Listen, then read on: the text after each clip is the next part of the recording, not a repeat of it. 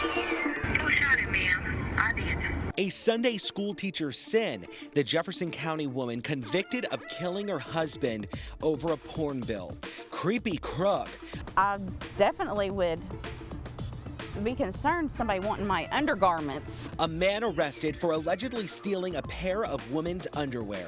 And are you drunk and need a ride? Police say this Arkansas Uber driver was behind the wheel, intoxicated, and taking fares. Counties and hundreds of investigations, from the most violent crimes to petty infractions. This is Arkansas Crime Watch with Mitch McCoy. Hello and good evening. Thanks for joining us on Fox16.com. A Jefferson County woman will spend more than a decade behind bars after prosecutors say she shot and killed her husband after she found he added a porn channel onto their satellite bill.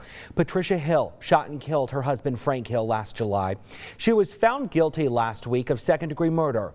Prosecutors say she shot Frank after she saw the porn channel on their TV bill. The couple had been married 17 years and she reportedly kept finding pornography stashed and hidden. Take a listen to the 911 call made last July. 911. Yes, I need a police and ambulance out to 3108 Donaldson Lane. My husband's been shot. Who shot him, ma'am? I did.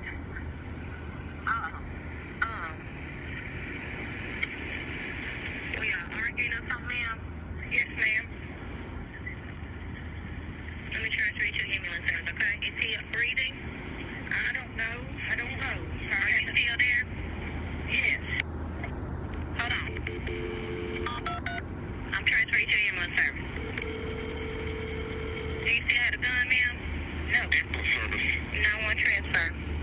Yes. I need an ambulance and a police out to 3108 Donaldson Lane. And what's going on? My husband's been shot. Okay.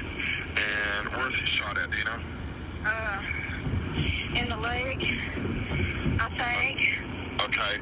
Is the person that shot him still there? Yes. Okay. What's your telephone number? Susan Alcori has been on this case since the murder happened. Susan is in our newsroom tonight. Susan, first, how long is Patricia's sentence and when is she eligible for parole? Well, Mitch, the prosecution and defense reached an agreement to a 16-year sentence, but Hill could be up for parole after serving a quarter of that time, so about 4 years.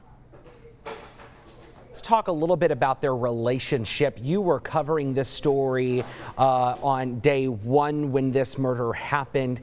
What do we know about this relationship? This doesn't seem like a normal relationship. Yeah, well, I talked to a couple neighbors as well as a family member who told me that the couple were estranged and Frank Hill actually lived in a shed behind the house. It was almost a second home. So the two were definitely living separately even though they were on the same property. But a lot of neighbors tell me it was a strained relationship there, Mitch.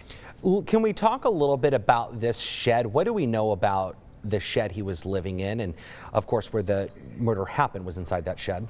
Yeah, well, you could see a couple of shots of the shed in that video. It was actually pretty large, and I'm told that he lived basically back there. The home was for Patricia, and then that back area shed was where Frank Hill stayed.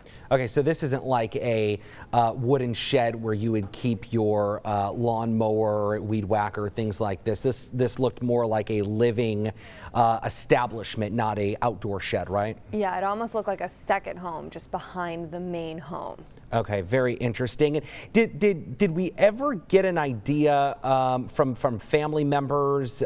Did you talk to Patricia? Anything that would allude to or shed any insight into what happened here?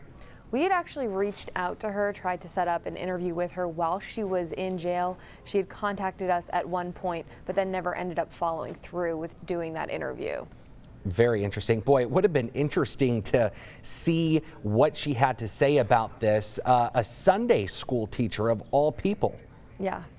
All right, Susan Alcori is in our newsroom tonight. Susan, thanks for tracking this case for us. An Uber driver faces charges after police in Bryant say she gave a ride to a mother and child after possibly having too much to drink. Officers arrested Allison Maxwell after report shows the woman who got a ride from her called police, saying Maxwell might have been drunk. She had watery eyes and a disheveled look. Maxwell also had a concealed carry permit and a gun in her purse. The arrest report shows Maxwell blew a .22 on a breathalyzer test. We're moving to your crime caught on camera tonight, where police in North Little Rock need your help identifying two people who stole several items from a business. You can see the suspects throwing a brick right through and really doing a smash and grab, putting all of the stuff in their backpacks there. This happened at a cellular repair store off of JFK Boulevard.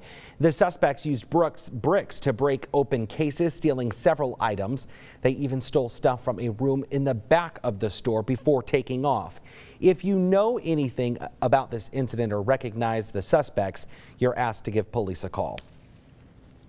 We're tracking more crime tonight, and right here in Central Arkansas, where North Little Rock police are working two deadly shootings that happened just less than 24 hours apart. The most recent was on West 18th Street. That's where officers found a man with a gunshot wound. We're told he was taken to the hospital where he died. The homicide marks the city's third case so far this year. You can see detectives working that case in the rain. And right now, police arrested this man, 69-year-old Charles Levy, in connection to that second homicide investigation in the same city, North Little Rock. Levy faces second-degree murder. The shooting happened at a home on Coral Street. When officers arrived, they found two men and a woman who stayed together at that house. They say they found 60-year-old Ernest McCoy with a gunshot wound to his head. The police report notes Levy couldn't remember if he actually shot that gun. And we have the criminal case file tonight of a Little Rock police shooting that has been the center of controversy and protests in the capital city. 30-year-old Bradley Blackshire was shot and killed by Little Rock police officer Charles Starks in February. The Pulaski County Prosecutor's Office cleared Officer Starks of any wrongdoing. The criminal case file released Thursday shows Officer Charles Starks saw Bradley Blackshire move his hand from the gear shifter down to the side of his right leg. Officer Starks stated at this point he stepped backwards and began moving toward his patrol car. That's when the car Blackshire was driving moved in the officer's direction. These are actual crime scene photos. You can see this gun on the passenger side floorboard. Police say this gun, which witnesses say belonged to Blackshire, had been reported stolen from a car break-in earlier in the year. An autopsy report, originally redacted but obtained through a source, shows Blackshire was shot 8 times, tested positive for cannabinoids, cocaine, and methamphetamines. The file shows, quote, Officer Stark stated there was a period of time he did not remember or he had blacked out. Officer Starks describes this time period from when he observed the bullet hole in the passenger side windshield to being off the hood and seeing the suspect vehicle at the fence row. Let's talk more about the car Blackshire was in. It was reported stolen by Hertz Rental in January to Bryant Police, but the name on the rental contract is not Blackshire. Jonesboro PD says the car was used in various crimes. Witnesses say another man, not Blackshire, was driving it earlier in that day. As of tonight, Bryant Police say that stolen car case is open and no arrests have been made. Officer Stark still relieved of duty right now, pending the internal affairs investigation. No word right now on when that investigation will wrap up. We are told it could be by the end of this week. If he's terminated, he has the opportunity to appeal the decision to the Civil Service Commission. Moving to your crime tracker right now, where a Russellville man is facing charges after police say he broke into his neighbor's apartment to steal her underwear. Police say Luis Bernal Lopez broke through a wall in his attic, which connected to the victim's attic. The woman later saw the towel rack in her bathroom was bent, then noticed her underwear was missing, so she called police. They found footsteps in her attic leading to the suspect's apartment. That makes me uncomfortable. I definitely would be concerned somebody wanting my undergarments. I would certainly be concerned too. Police searched Bernal Lopez's apartment and found 6 pairs of women's underwear. He was arrested for burglary and is now out of jail on bond. One man is under arrest after state police say he led them on a chase through Little Rock that ended with 3 wrecked cars. The chase started on Arch Street near Interstate 30 and ended near 12th and Woodrow. We're told after the chase ended, the driver got out of his car and tried getting away on foot. It didn't work. He faces several traffic violations and a fleeing charge. For anybody that wants to run from state police, it's a terrible idea. The 2 Little Rock police officers involved in a fatal shooting 1 week ago on Easter Sunday. They've both been identified. We're told officers Ryan Stoneroch and Chandler Taylor were the ones caught up in it. This happened outside the Arby's on Shackelford. Police say a man, now identified as Michael St. Clair, shot at them before running away. The officers returned fire and hit him several times. He later died. Both officers are now on paid leave, which is standard protocol in an incident like this. A Hot Springs family doesn't feel safe in their own home after finding shell casings just feet away from the house. Last week, police received several shots fired calls at the intersection of Bloom and Wren Street. Police checked the area but couldn't find anything because it was too dark. The next day, the family found the shell casings outside their front steps. There's some funny money floating around the city of Conway, and police need your help finding the man they say is using it. Take a good look at these pictures. CPD says this guy, the one smiling, big white teeth right there, he's been caught on surveillance video at multiple businesses using the fake cash. We're turning to the mug of the week, and it goes to Robin Kendall at the Pulaski County Jail. Miss Kendall was booked last week on, can you guess it? Public intoxication charges.